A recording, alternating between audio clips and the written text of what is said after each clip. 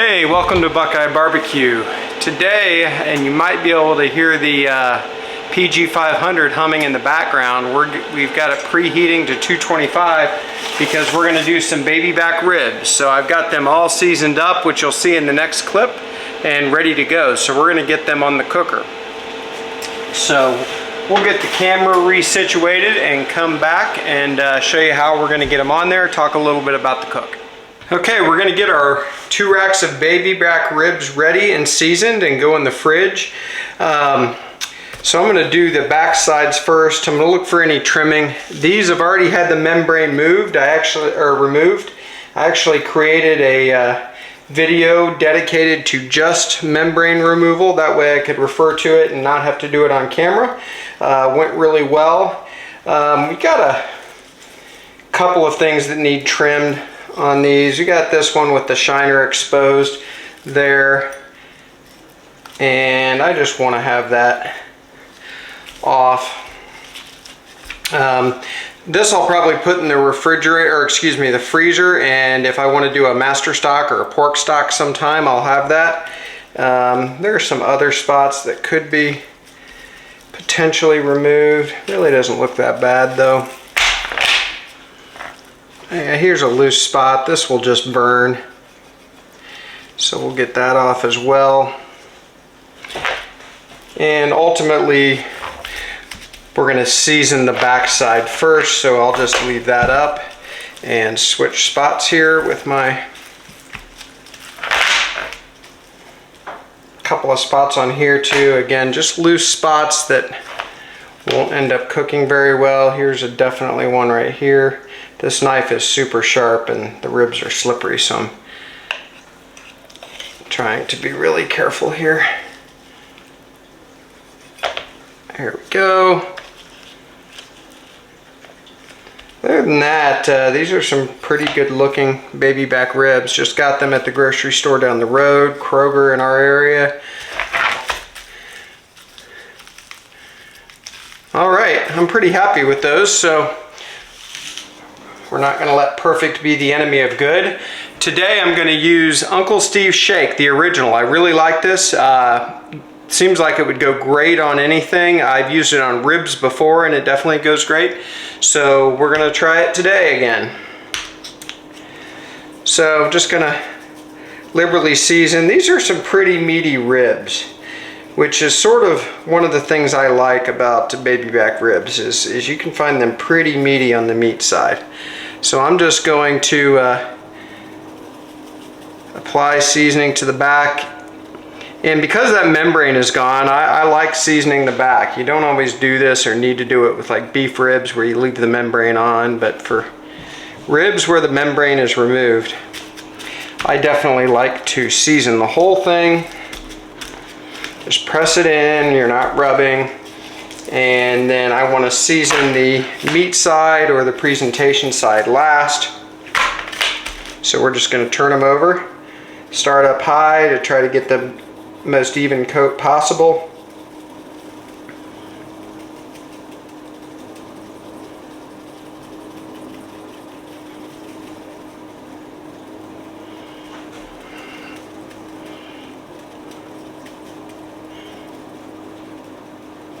All right, we're getting there.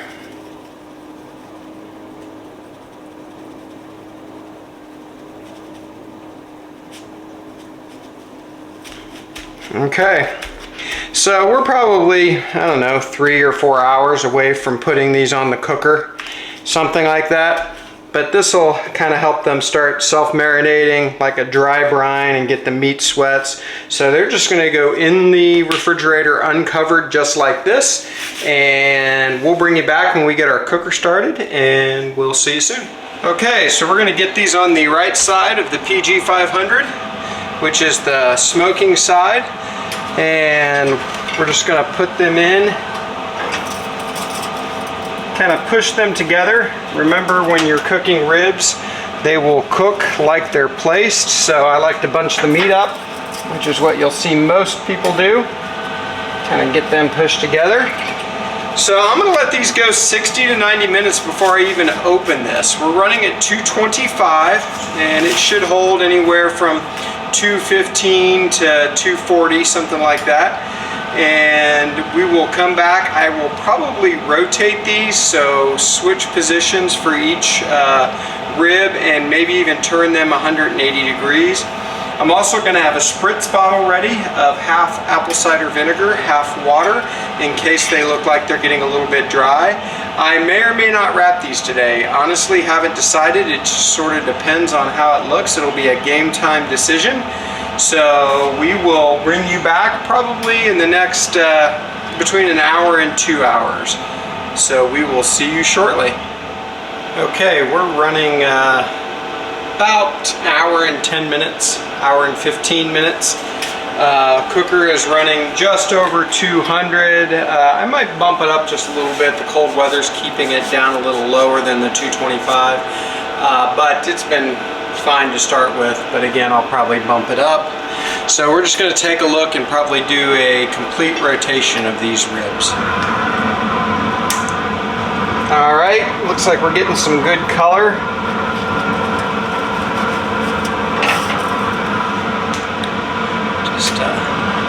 Show you those a little bit there. Hopefully you can see those. And I'm just going to flip those around and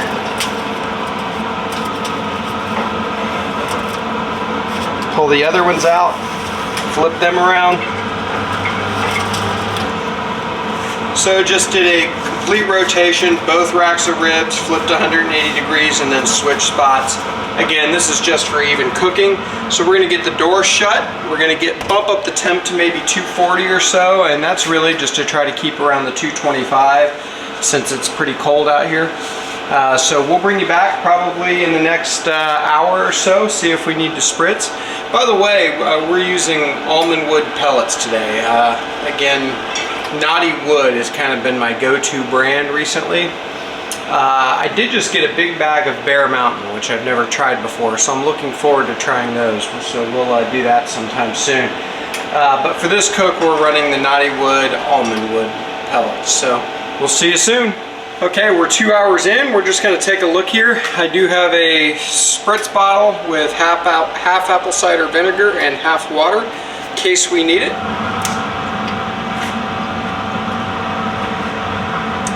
And I think we do need to spritz just a little bit. Bark is setting up nicely. I think that's looking good. It doesn't come off on my finger anymore. Not quite scrape proof, but still feeling pretty good. So I'm just going to give these a spritz.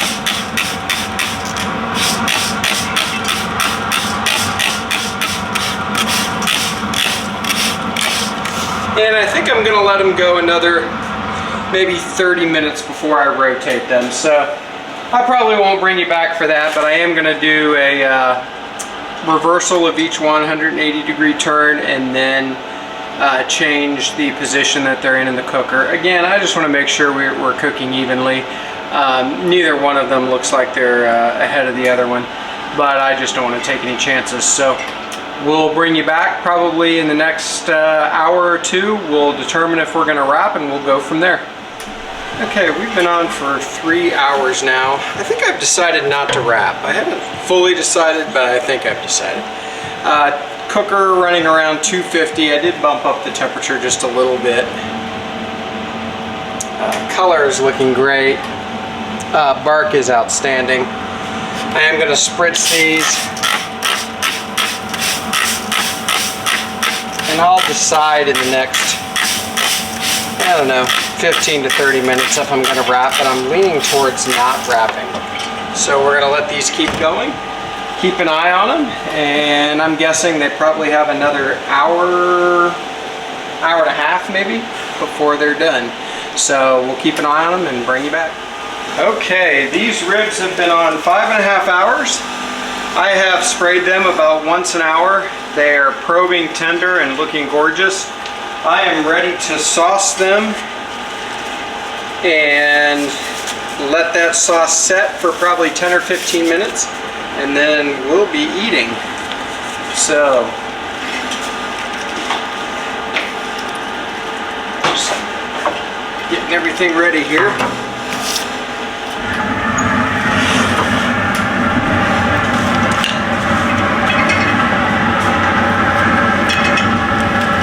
Oh yeah, these are floppy, which is something I always look for. We got some pullback and they are just really pretty. So I'm just going to pull them out real fast, get them sauced up, and then get them back on. And then at that point we'll probably just meet you inside and we'll cut into these.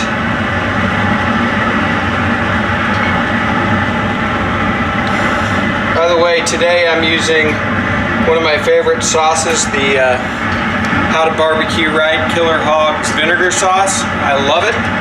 And this is my last bottle, so I guess I'm gonna have to order some.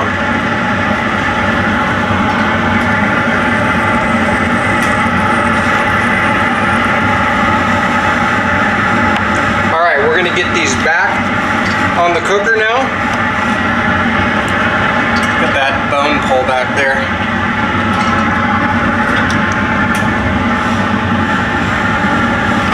All right, there we go. So we will bring you back in probably about 15-20 minutes and may just meet you inside now. So we will see you soon. Okay, so here's our double rack of ribs. Just to recap, these have been on about 5.5 hours now. I decided not to wrap, which I usually do wrap. I sort of just wanted to see how they did not wrapped, but I did keep them spritzed with apple cider vinegar and water every hour at least. Got them sauced up after about 5.5 hours, and they were on about 15 minutes then to set the sauce. And now they are have been resting now for 10 or 15 minutes. Probably could rest them for longer, but we're ready to eat here. So we're gonna cut into these. I'll just move one out of the way there and see if I can, these bones are pretty straight. I should be able to,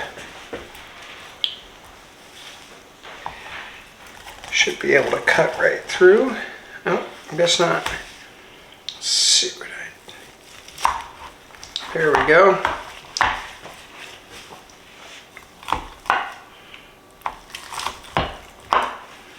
Sort of falling apart already here. What a great color. Hope you can see that color there on the camera. It's beautiful. So I love sauce on ribs, so I use that Killer Hogs vinegar sauce. You don't have to use sauce. And just as a reminder, we use that Uncle Steve's Original Shake for the rub in advance. So just gonna give this a try. I'm not gonna do it on camera because we're all ready to eat here. That's perfect.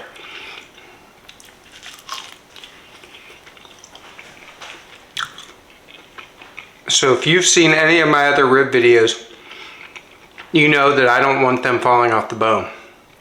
I like to be able to bite and see my bite mark against the rib bone, and that's exactly what these are, which probably means they were around 195 to 200 when I pulled them off. I just really checked for tenderness, not really temperature.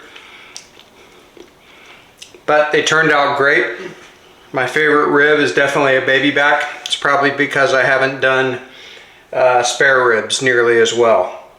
So we're gonna get to eating here at BuQeye Barbecue.